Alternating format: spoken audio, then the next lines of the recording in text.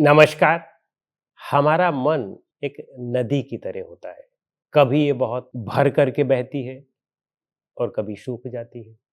बाहर की नदी में तो जब पानी आता है, बरसात का पानी बहुत ज़्यादा आ गया तब वह बहुत भर करके बहने लगी। बाढ़ ला दिया उसने। बरसात खत्म हो गई, पानी कम हो गया या बिल्कुल समाप्त हो गया, सूख गई। लेकिन हमारे जो मन की नदी है, इसमें संकल्प विकल्प तो हमेशा उठते और गिरते रहते हैं। तो यह भी एक नदी है, लेकिन यह संकल्प और विकल्प की नदी है, पानी वाली नदी नहीं है। इसमें कभी कुछ अच्छे विचार आ गए तो बड़ा प्रसन्न हो गया कि बस हम दुनिया को बदल लेंगे। थोड़ी देर के लिए बस 2 सेकंड बाद ही कोई बहुत बुरा विचार आ गया, तो बस ये संसार बेकार है, अब तो हम कुछ कर ही नहीं सकते हैं, उसने तो हमें धोखा दे दिया, आदि-आदि इस तरह की चीज़ें। अब तो हमें संसार को छोड़ देना चाहिए, ये संसार के सारे लोग धूर्त हैं, इस तरह के विचार आने लगे। किसी एक ने आपकी मदद कर दी, तो बस सारे संसार के लोग तो धूर्त हैं, लेकिन कुछ लोग अच्छे भी हैं, यह भी विचार आने लगा और फिर जीने की इच्छा होने लगी। तो वास्तव में विचार करके आप देखें और यहाँ पर आप अधिकतर लोगों को यही पाएँगे कि कभी अच्छे विचार उठ गए, तो बड़े प्रसन्न कि अब तो दुनिया अपनी ही है और थोड़ी देर के लिए बस बुरे विचार आए, तो सब कुछ बेकार, बेहाल, बर्बाद हो गया। वास्तव में अगर विचार करके देखें, तो हम लोगों के पास 2 प्रकार के संसार हैं। एक तो बाहर का ये भौतिक संसार, भौतिक संसार परिवर्तनशील तो है लेकिन इसके अपने एक नियम है, यह सदैव परिवर्तन में रहता है, यह किसी की बात नहीं सुनता है, हमारी आपकी या किसी की बात नहीं सुनता है। प्रकृति है, सूरज अपने समय से निकलेगा, अपने समय से अस्त हो जाएगा। आप चाहें कि सूरज को अस्त और उदय होने में आपका कोई योगदान हो जाए, हाथ हो जाए, बदल दे समय तो संभव नहीं है। इसी तरह जन्म और मृत्यु है। जन्म और मृत्यु का अपना एक विधान है, बस वो आती जाती रहेगी। आपका इसमें कोई योगदान नहीं हो सकता है। आप चाहें कि जो है नहीं हमें 100 साल, 200 साल तक जीना है या हम कल मर जाएँ, तो यह आपके वश की बात नहीं है। यह तो प्रकृति के वश की बात है। प्रकृति जब चाहेगी तभी हो जाएगा। तो बाहर का संसार परिवर्तनशील तो है, हर एक पल परिवर्तनशील है। लेकिन वह अपने ही नियमों से चलता है, किसी दूसरे के नियम से नहीं चलता है और कोई भी उसके नियम को आज तक न तो बदल पाया है, न तो बदल सकेगा। लेकिन हमारा अपना एक आंतरिक दुनिया भी होती है, एक मानसिक दुनिया भी होती है, मानसिक संसार होता है। उस मानसिक संसार में हम स्थिरता चाहते हैं। संसार तो परिवर्तनशील है लेकिन हम चाहते हैं स्थिर हो। जो हमारे संबंध हैं, हमारे जो प्रिय हैं, वो हमेशा हमारे साथ बने रहें। यह शरीर हमारी सबसे प्रिय है तो शरीर भी हमारी हमेशा बनी रहे। माता-पिता, भाई-बहन, पति-पत्नी, बच्चे, इष्ट मित्र जो हमारे अपने हैं वो हमेशा हमारे साथ बने रहें, जो हमारे अपने नहीं हैं उनसे साथ छूट जाए।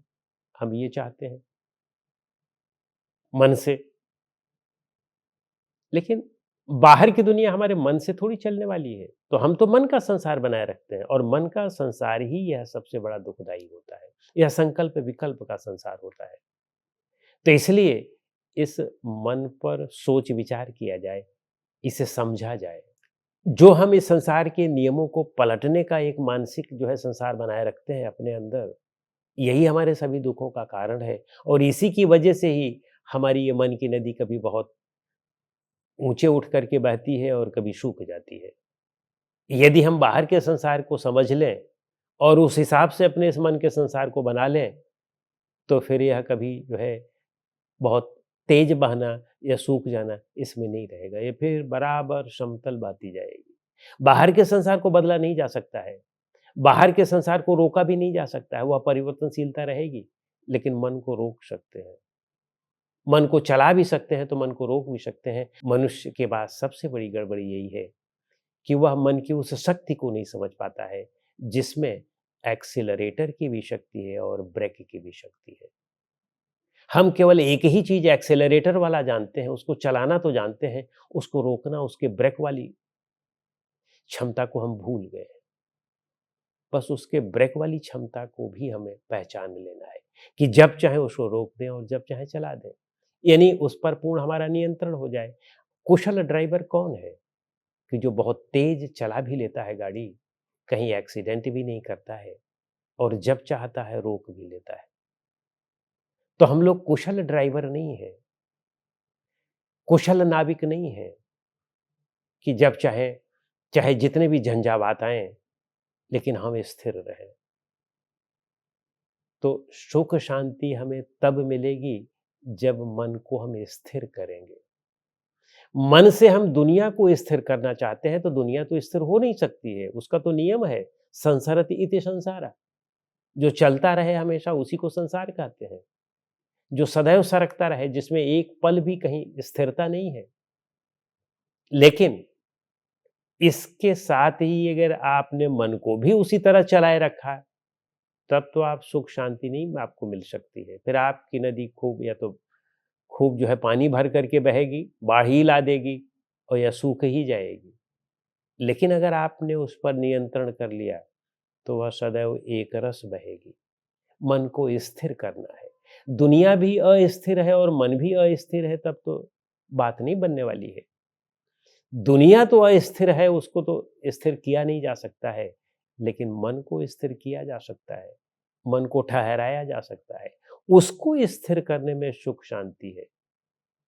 तो ध्यान रखें, सुख शांति तभी मिलने वाली है जब मन रूपी नदी को रोक लिया जाए, अपने वश में कर लिया जाए, एकरस कर लिया जाए। सदैव एक समान चल रही है, स्थिर चल रही है, यानी स्थिर है। जब स्थिर है तो फिर चलना भी कहाँ है। तो स्थिर रहे। और मन की स्थिरता तभी संभव है कि जब आप संसार की तरफ से मुंह को मोड़ लें, अपनी तरफ आ जाए।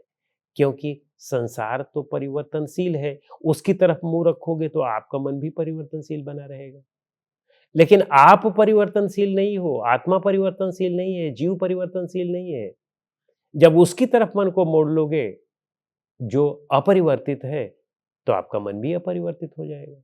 तो इसलिए उधर की तरफ बढ़ना है और यही सुख और शांति का असली मार्ग है।